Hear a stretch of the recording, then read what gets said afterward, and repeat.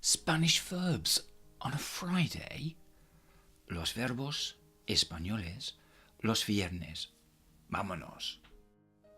Haber in the present tense in Spanish. Now, haber is one of the two verbs in Spanish which mean to have, and haber is used in a grammatical sense to form the perfect tense. So let's just get into the way that this irregular verb is actually formed in the present tense. So there in front of you, you can actually see the different parts of the verb. We have the singular side and the plural side. Now what I'm going to do is I'm going to go through the verb slowly once. I'll repeat all of the parts of the verb twice. I'm then going to go through and enable you and give you the opportunity to interact with the video, so you will have the opportunity to copy the Spanish, and this is a good way for you to interact and improve your learning. And then finally, with a quick wrap up, I'll go through things quite quickly, and then that will be the end of the video. With that said, let's get going. The singular. E. As. A. I'll go through that again. E. As. A.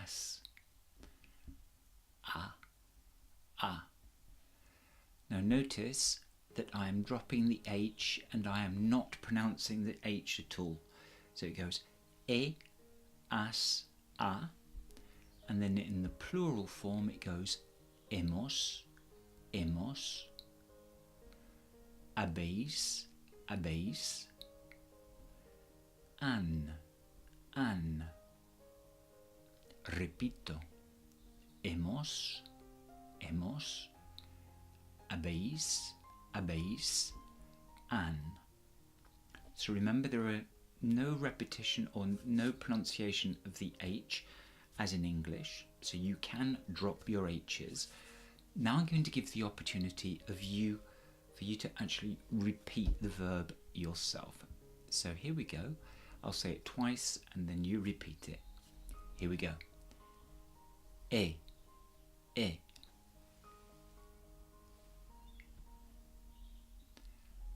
As. A.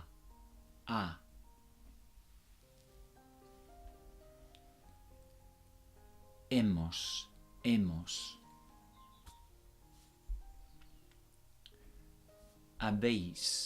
Habéis. Han.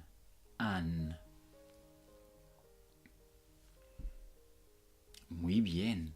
Qué talento tienes. Now what we're going to do is we'll just make sure we understand what's going on and how these bits actually fit together from this irregular verb. And I must stress it's an irregular verb because this is not really following a traditional pattern. So means I have, as means you have, and that's the tu form, and a means he has or she has or you have in the usted form or the polite form. So as, a, I have, you have, he has, she has, or you have when we're talking about the usted form. And in the plural we go hemos, we have, habéis, you have, and that's the vosotros form. And then we've got han, which is the they have or you have if we're talking about the ustedes form. So there we've got it.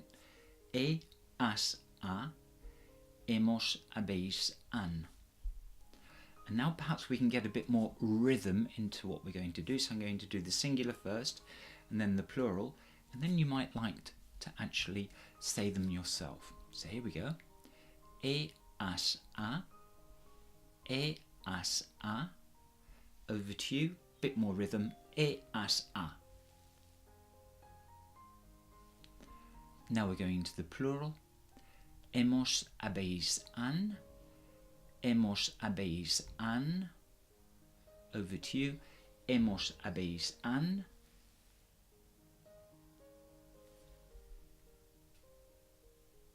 So there we pretty much have it. That's the verb haber in the present tense in Spanish, and it's a super important verb for the conjugation of the preterite tense, which will be in another future video, and it's not to be confused with the other verb tener, which means to have when you actually possess something. So, as a bit of confusion, in English we have one verb for to have, and in Spanish there are two. Haber, the grammatical one, which we've just used there, and tener, which is tener in terms of possession, in actually having something.